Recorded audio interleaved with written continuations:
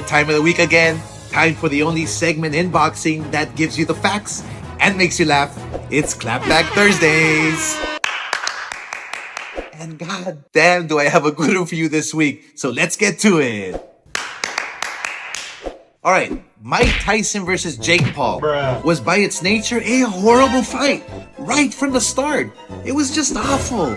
Mike almost fell down during his walkout. And he was on quicksand since the first 10 seconds of the fight. Oh, and did you see that 58-year-old ass? It was wishful thinking for all those idiots who thought they were going to get Mike Tyson of the 90s come out and rip somebody's head off.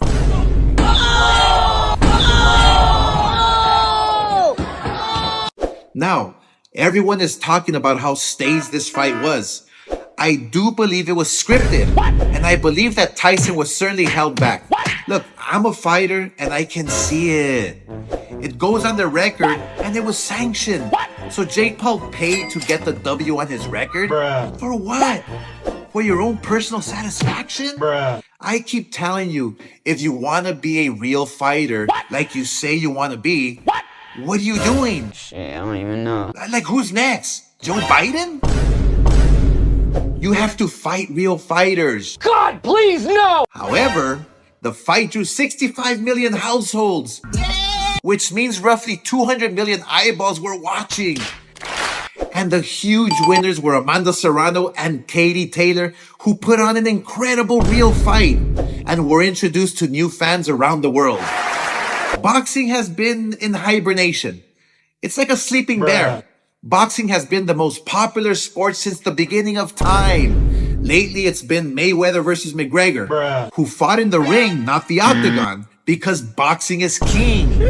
But we have to get our shit together. Fighters are not daring to be great, and we are stuck accepting mediocre fights. Come on, man. Look, being a fighter and now a promoter, knowing the ins and outs because I'm in it, I have to say it's the fighters who are killing the sport.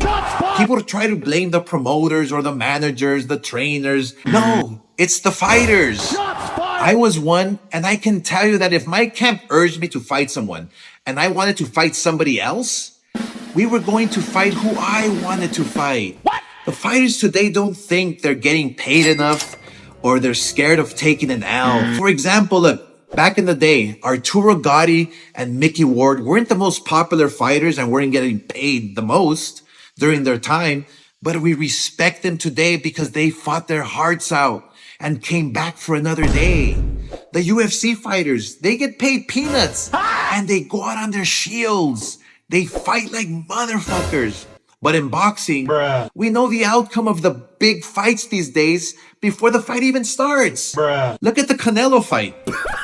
Edgar Berlanga went on a month-long victory celebration because he lasted 12 rounds. He fucking lost and acted like it was a good thing. Get some help. This is where we're at because it comes from the top. Look at the 90s. You had Prime Tyson, Chavez, myself, Trinidad. We were warriors. We fought everyone. We created sexy mega fights that everyone looked forward to watching. We were like the 90s supermodel with the beautiful legs and tight athletic bodies. We were like Kate Moss. In the 2000s, boxing had Mayweather and it became boring and defensive for a decade, just like Paris Hilton in the early 2000s. And most recently, we have Canelo, who is the most boring but most popular boxer today. Just like Kim Kardashian, who everyone wants to be like. She has no personality, yet makes tons of money. So essentially, Canelo is the king of the fattest, sloppiest, nastiest BBL era. Everything is cyclical in life and fashion, so here's to hoping we go back to the warriors of the 90s, those tight aerobic booties. And Canelo, fuck you. Remember kids, you're never a hater when you only speak the facts.